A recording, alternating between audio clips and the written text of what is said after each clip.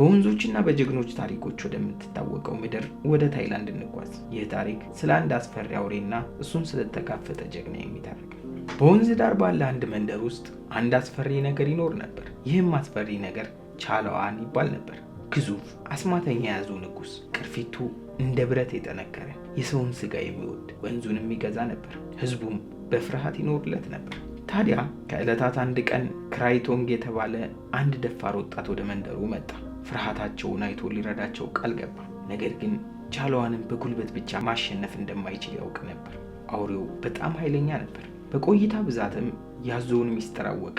ብቸኛ ድክመቱ በነጩ ኃይለኛው መንጋጋ ስር ያለች አንዲት ለስላሳ ቦታ ነበረች። በዚህ ጊዜ ታዲያ በመንደሩ ውስጥ ዩንግ የምትባል ቆንጆ ሴት ትኖር ነበር። ክራይቶንግም እጅግ አፈቀራት። ነገር ግን ዕጣ ፈንታ ጨካኝ ነበር። ምክንያቱም ዩንግ ለቻለዋን የምትቀርብ ቀጣዩዋ መስዋዕት ነበረችና። ክራይቶንግ ይህ እንዲሆን አልፈቀደም። በመስዋዕትነቱ ሌሊት ዩንግ በወንዙ ዳር ቆማ ሳለ ውሃው መናወጥ ጀመረ። ቻለዋን ብቅ አለ። የቻለዋን መንጋጋው ጀልባ ሊውጥ እስኪል ድረስ ሰፊ ነበር። ነገር ግን ክራይቶንግ ዝግጁ ነበር።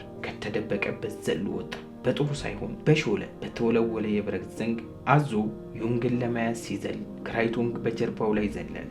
ጭራቁ ሲወራጭና ወደ ባህሩ መልሶ ሲጠልቅ ክራይቶንግ ተጣበቀበት። የክራይቶንግ እጆቹ በታጠቁ ቅርፊቶቹ ላይ እየተንሸራተቱ ፈለጉ። ይቺ ለስላሳ ነጭ ቦታ ከመንጋጋው ስር እስኪያገኛት ድረስ በጸሎትና በሙሉ ኃይሉ የብረት ዘንጉን ወደ አውሬው ጉሮሮ ውስጥ ሰደደ። ውሃው ወደ ቀይነት ተለወጠ።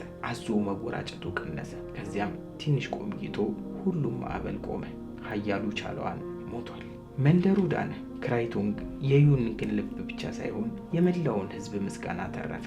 ታሪኩ የሚነገረው እሱ ጠንካራ ስለነበረ ሳይሆን እሱ ደፋርና ጥበበኛ ስለነበር ነው። የማይበገር በሚመስል ክፋት ውስጥ ድክመትን ፈለገ፣ እናም በትክክል መታ።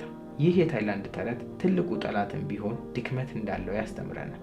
ድፍረት ማለት ፍርሃት አለመኖር ሳይሆን በፍርሃትም ውስጥ ሆኖ ትክክለኛውን ነገር መስራትና በጥንካሬ ሳይሆን በጥበብ ጠላትን ማሸነፍ ማለት ነው።